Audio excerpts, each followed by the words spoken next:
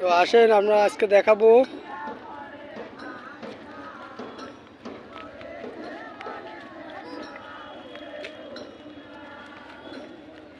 এই যে আমাদের ক্যাম্পটা মাছ ধরার জন্য।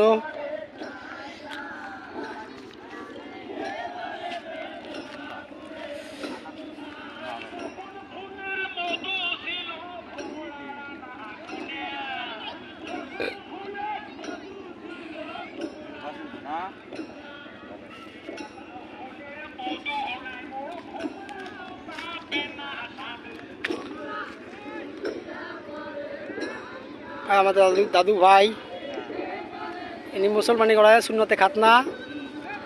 যার প্রয়োজন আছেন হোয়াটসঅ্যাপ নাম্বার দেওয়া থাকবে, এই নাম্বারে যোগাযোগ করবেন। আমার দাদু ভাই ঘটক বিয়ে শাদির ব্যাপারে দৌড়াদৌড়ি করে। তো এখন এটা হলো লং সিজন। এই যে আমরা মাছ মারতে আসছি আজকে, এই যে সুন্দর দৃশ্য।